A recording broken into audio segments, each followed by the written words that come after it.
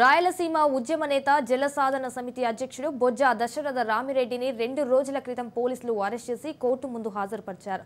Magistrate 14 రోజుల రిమాండ్కు ఆదేశించారు. బొజ్జ దశరథ రామిరెడ్డి బెయిల్పై విడుదలయ్యారు.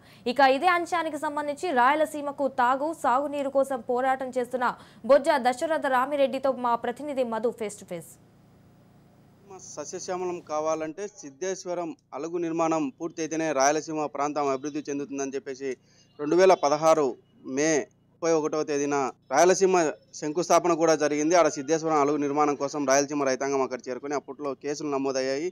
బొజ్జ దశరథ రామిరెడ్డిని అప్పటి నుంచి ఇప్పుడు అంటే గత 2 రోజుల కిందట అరెస్ట్ చేయడం కూడా జరిగింది. అసలు ఏం జరిగింది, ఎందుకు ఈ అరెస్టులు జరిగినాయి అనే విషయం మనతో మాట్లాడేందుకు బొజ్జ దశరథ రామిరెడ్డి అన్న చెప్పండి. తాగునీటి కోసం పోరాటాలు చేస్తే అరెస్టులు చేస్తారా?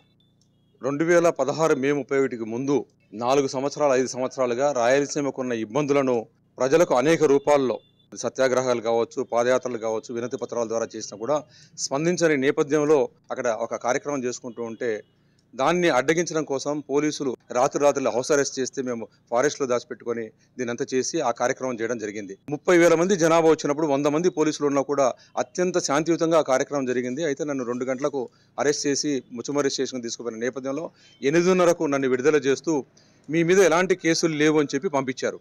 అయితే 2020 పంచాయతీ ఎలక్షన్స్కు ముందు, కరోనా కంటే ముందు మీ మీద NBW వారెంట్ ఉంది, మీ మీద కేసులు ఉన్నాయి, మీరు వచ్చి రీకాల్ చేసుకోండి అని చెప్పిన సందర్భంలో అయ్యా మేము ఏ విధమైన తప్పులు చేయలేదు, మా మీద కేసులు లేవన్నారు. నిన్న సడన్గా వచ్చి మిమ్మల్ని NBW ఉంది, అరెస్ట్ చేస్తాము అని తీసుకుపోతున్న నేపథ్యంలో మేము అరెస్ట్ అవ్వాల్సిన అవసరం వచ్చింది. ఎలా చూడాలి? ప్రశ్నించే గొంతులను నొక్కేయాలని చూస్తున్నారా? అయితే గత ప్రభుత్వం కావచ్చు, ఈ ప్రభుత్వం కావచ్చు, రాయలసీమ ప్రాంతం తాగునీరు కావాలని చెప్పేసి ఉద్యమాలు చేస్తున్న మిమ్మల్ని అరెస్ట్ చేసి జైలు పంపడిని ఎలా చూడాలి? ప్రధానంగా ఇప్పుడున్న ప్రభుత్వాన్ని మీరేం డిమాండ్ చేస్తున్నారు?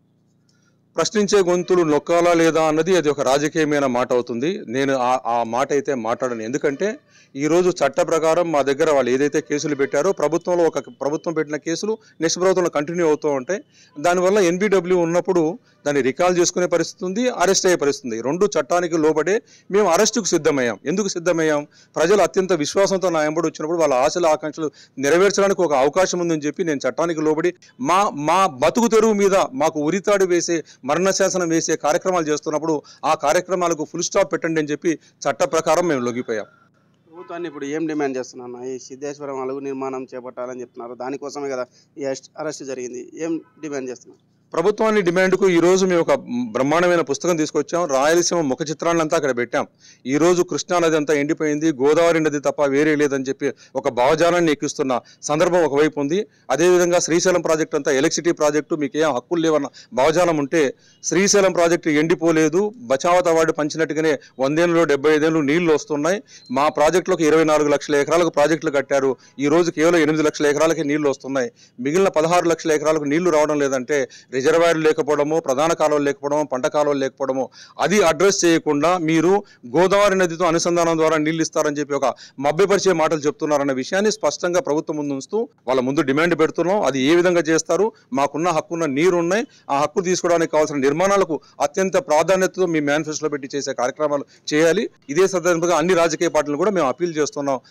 వెనకబడిపోయిన ప్రాంతం, మా హక్కులన్నీ కాలరాస్తున్న ఈ సందర్భంలోనే శ్రీశైలం ఎలక్ట్రిసిటీ ప్రాజెక్టు కాదు, దాని నుండి కేవలం అల్టిమేట్గా 180 టీమ్స్లు మాత్రమే ఇవ్వాలి. నాగార్జున సంబంధించిన 264 టీమ్స్లు ఇంటి మాత్రమే విడుదల చేయాల్సిన సందర్భంలో శ్రీశైలం అంతా ఖాళీ చేస్తున్నా ఆ విషయాలు మాట్లాడకుండా నాగార్జున సాగర్ దగ్గర పోయి మీరు పోలీసులతో యుద్ధం చేస్తున్నారు. కానీ వెనకబడిన ప్రాంతమైన శ్రీశైలం దగ్గర ఎందుకు పట్టించుకోవడం లేదనేది సూటిగా ఈరోజు ఈ రాయలసీమ ప్రజానీకం తరఫున 1,50,00,000 మంది ప్రజానీకం తరఫున నేను అరెస్ట్ అయిన వాడిగా నా వైపు ఇంతమంది మద్దతుగా చూస్తున్న సందర్భంగా నా గొంతు ఇంకా పెద్దగా మాట్లాడే అవకాశం వచ్చింది. ఈరోజు ఆ గొంతునన్న గుర్తించి మీరు చేసుకోకపోతే మీకు రాజకీయ భవిష్యత్తులో మీ పార్టీ భవిష్యత్తు కూడా, మీ పార్టీ భవిష్యత్తు బాగుండాలని కోరుకున్న వాళ్ళు నేను ప్రథమని, ఏ పార్టీ అయినా సరే మీ పార్టీ బాగుండాలి, ఈ వెనకబడిన ప్రాంతం బాగుండాలి, మీరు అభిమానించి ఈ ప్రాంత ప్రజలు కూడా బాగుండాలనుకుంటే ఆ ప్రజల గొంతుకొని వినండి, ఆ ప్రజల గొంతుల యొక్క ఆశలు ఆకాంక్షలు నెరవేరుస్తూ మీరు అభివృద్ధి చెందండి, ఈ ప్రాంతాన్ని అభివృద్ధి చేయండి, మీ అభిమానులు కూడా అభివృద్ధి చేయండి అని ఒక అప్పీల్ను వాళ్ళకి చేస్తున్నాను.